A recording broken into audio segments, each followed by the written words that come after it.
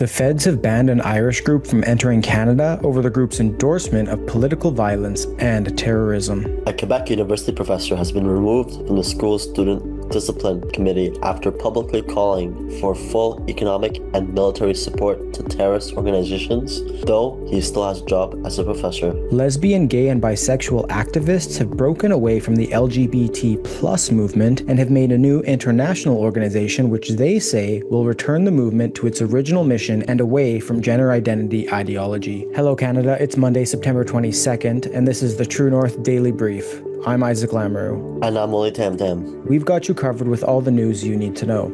Let's discuss the top stories of the day and the True North exclusives you won't hear anywhere else. The federal government has barred the Irish rap group Kneecap from entering Canada, citing what it calls dangerous endorsements of political violence and terrorist groups. Liberal MP and Parliamentary Secretary for Combating Crime, Vince Gasparo, said in a video statement posted to X on Friday, quote, "Recently, the rap group Kneecap has engaged in actions and made statements that are contrary to Canadian values and laws and have caused deep alarm to our government." The group have amplified political violence and publicly displayed support for terrorist organizations such as Hezbollah and Hamas. These are not expressions of art or legitimate political critique. They are dangerous endorsements of violence and hate. Notably, one member of the band is currently facing terrorism-related charges in the United Kingdom. Gasparo said one member of the group is facing terrorism-related charges in the United Kingdom after allegedly raising the flag of a terrorist group officially designated by Canada, Hezbollah, at an event in November 2024. Gasparo argues that charter rights of free expression are upheld, but, quote, "advocating for political violence, glorifying terrorist organizations, and displaying hate symbols that directly target the Jewish community are not protected forms of expression and will not be tolerated by our government." He added that, effective immediately, the members of Kneecap, quote, "have been deemed ineligible to enter Canada, and that Canada stands firmly against hate speech, incitement to violence, and the glorification of terrorism. Political debate and free speech are vital to our democracy, but open endorsements of terrorist groups are not free speech." Our government remains steadfast in protecting all Canadians, and in this instance, Jewish Canadians, from anti-Semitism and hate more broadly. Let me be clear. Canada is never to be used as a platform for extremism or political violence, and we will not tolerate international conflicts being used as an excuse to intimidate and harass Canadians here at home.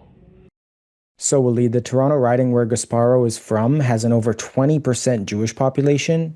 During the election, he debated a Conservative candidate about how the Liberals would fight anti-Semitism in that riding, and is this a new direction for the Liberals, or is this just the first time they are taking action in this way against those who openly promote terrorism?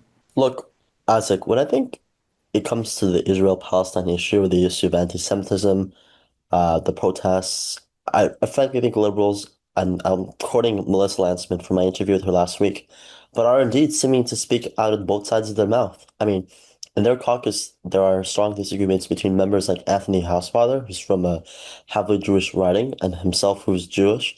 Then you have someone I spoke to last week as well, Salma Zahid from, I believe she's from Scarborough, GTA area, who is Muslim of background, Pakistani, and whose many constituents share that same background, and who is very passionate about the Palestinian angle. So, frankly, Liberal MPs and their Liberal caucus are divided on the issue. The Liberal Party seems to have kind of a fractured base when it comes to the issue as well. So whether it's this particular MP supporting or encouraging rather the ban of Kneecap, an Irish group that has, of course, due cause to be dealt with in that sense, I don't think this is the neoliberal policy. I don't think this is the consistent direction, because there is no consistent direction. One week they could be talking about recognizing the state of Palestine. The following week they could be talking about some measures to counter on the other side. Domestically or internationally speaking, it seems like, again, there is no coherent, consistent policy on the matter. It simply is within different jurisdictions, local, international, domestic policy. They're finding different ways to appease both Jewish voters and Muslim and Arab voters. And it seems like the party is, for now, doing a wildly inconsistent job of that. A McGill University professor has been removed from the school's student discipline committee after publicly calling for full and economic support for Hamas and Hezbollah. Despite being removed from his role at the school's discipline committee, he remains a professor at the post-secondary school. William Clare Roberts, an associate professor of political science at McGill, wrote on August 23rd, quote, "I used to think BDS, which is the Boycott, Divestment, Sanctions movement, was a good idea. I've come around, though. Nothing short of full economic and military support for Hamas and Hezbollah is appropriate," end quote. 2 days later, the Center for Israel and Jewish Affairs outlined concerns around Roberts' post. The Jewish advocacy group said that the glorifying and the calling for funding to officially recognize terrorist groups raised their concern. The group said, quote, "At a time when anti-Semitism is reaching new heights, it is McGill's duty to ensure that its professors do not amplify hatred of Jews, attack our common values, or encourage terrorist groups under Canadian law." The organization and its French counterpart sent a letter to the university's president. CIJA said, quote, "The university must announce its professors' remarks if they are proven to be true. Exemplary disciplinary measures must be taken, and accountability must be ensured to prevent such potential support for terrorist groups from it would seem, obtaining a position on the disciplinary committee." So Isaac, my question to you is this, on the same issue, frankly. What was the university's response to this professor? And have we seen universities in Canada take action against pro-terrorist professors or speakers before? Yeah, Walid. So McGill's Senate voted unanimously to remove William Clare Roberts from the Committee on Student Discipline. And according to Roberts, in one of his posts to X, he said the Senate said that he was biased, he couldn't tell right from wrong, and that he was anti-Jewish. Of course, as you said, though, he retains his job as a professor for now. The decision was celebrated by Jewish organizations like the Center for Israel and Jewish Affairs and their French arm, which argued that publicly advocating support for Hamas and Hezbollah, groups listed as terrorist entities in Canada, crossed a clear line into incitement and created a hostile environment for Jewish and Israeli students. But calls for accountability in academia are not new. In January, the University of Toronto cancelled an event featuring Shadi Sharafa, a convicted member of the Popular Front for the Liberation of Palestine, after Jewish groups intervened. McGill itself faced criticism last year when it allowed a pro-Hamas activist to speak on campus at an event called Night of Resistance. Carleton University also drew outrage for reappointing Hassan Diab, who was convicted in France for the 1980 Paris synagogue bombing, to teach courses despite an active international warrant.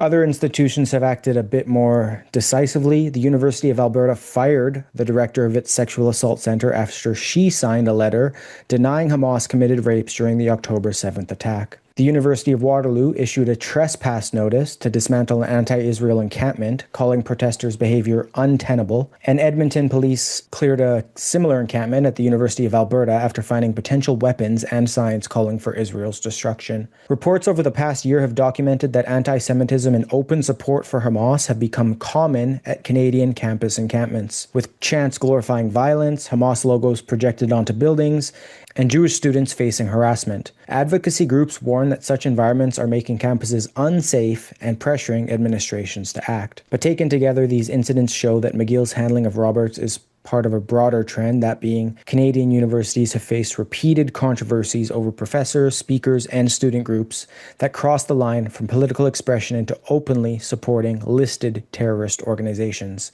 And the responses have ranged from cancellation of events to dismissals to formal disciplinary votes. Also, while the Center for Israel and Jewish Affairs celebrated Roberts' removal, they called for further action to be taken by administration to, quote, ensure that he is held accountable for his actions. Lesbian, gay, and bisexual organizations from around the world have broken away from the broader trans-dominated LGBT+ movement. On Saturday, they announced the creation of the LGB International, a new group dedicated to protecting same-sex rights.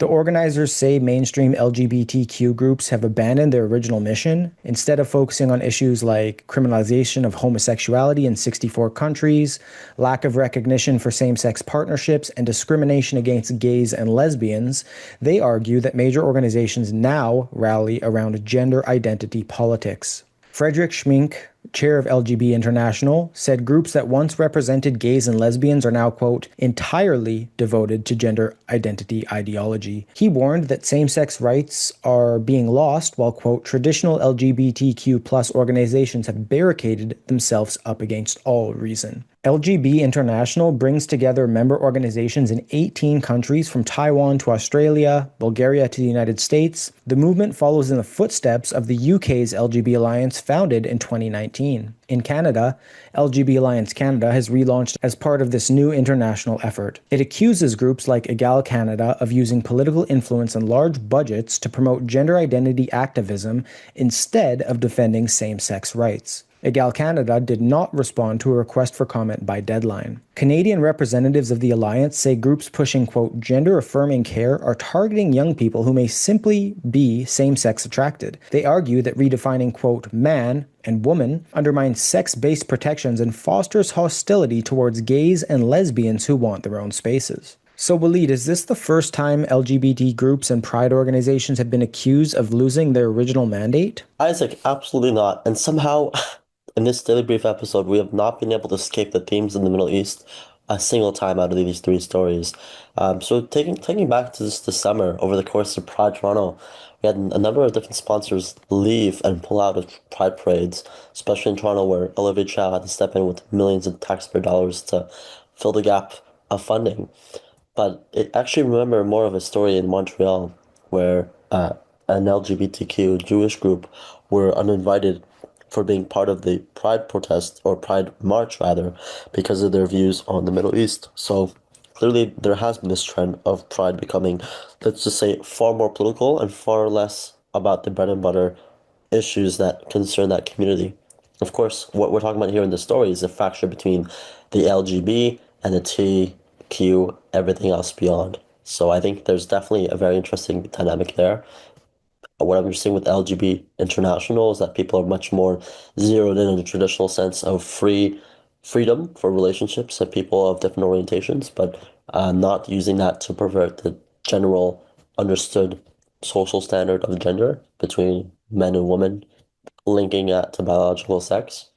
And of course, that is probably an example as well of how the gay rights movement has been perhaps hijacked to go further into other realms beyond what originally many gays were fighting for, in terms of having right to marriage, right to different situations in gay relationships to be recognized around the world.